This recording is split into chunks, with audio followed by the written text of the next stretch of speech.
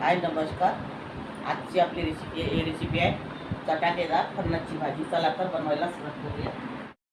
आता इथे मी तेल टाकणार आहे। फणसची भाजी असल्यामुळे थोडं तेल जास्तच वापरणार आहे मी। 2 चम्मच तेल टाकलेलं आहे।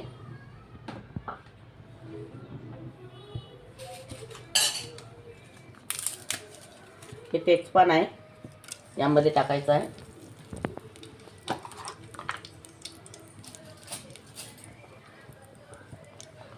अदरक लसूणचा पेस्ट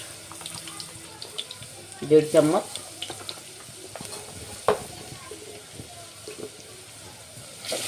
पेस्ट थोडा छान होऊ द्यायचा, कलर येईपर्यंत थोडा, फक्त कच्चेपणा जाईपर्यंत अदरक लसूण शिजू द्यायचं आपल्याला।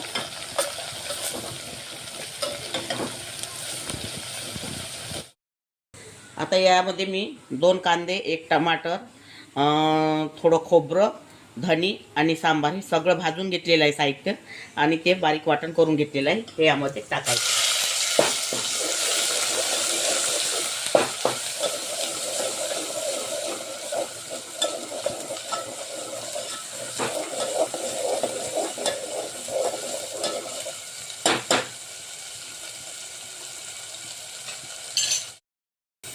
आता इथे मी अर्धा किलो फणस घेतलेला आहे आणि त्याला थोडं वाफवून घेतलेलं आहे।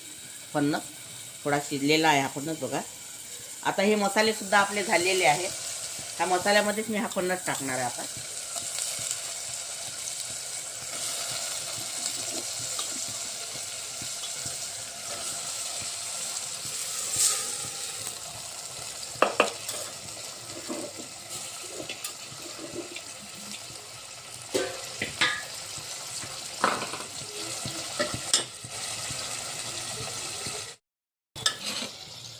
आता ह्या मसाल्यामध्ये आपल्याला 5 मिनिट फणस शिजवून घ्यायचा आहे, म्हणजे सगळा हा मसाला फणसमध्ये जाते, चव छान येत असते भाजीची।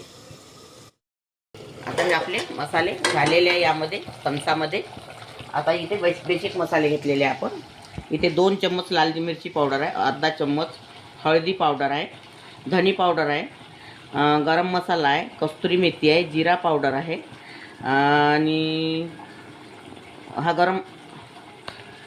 हा थंडा मसाला आहे, आणि हा चिकन मसाला आहे। थोडा चिकन मसाला टाकला म्हणजे भाजीचा फ्लेवर खूप छान येत असते। आणि सांबार,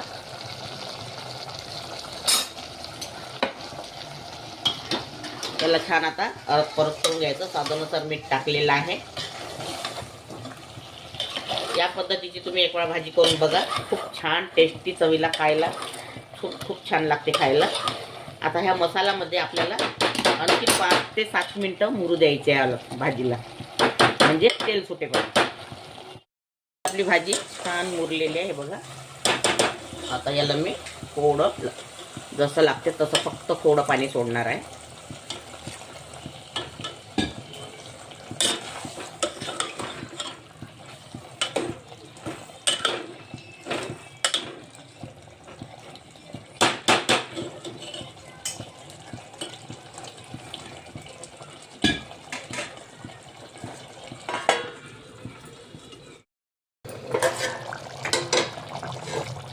आता ही आपली भाजी तयार झालेली आहे बघा। सांबार टाकत आहे।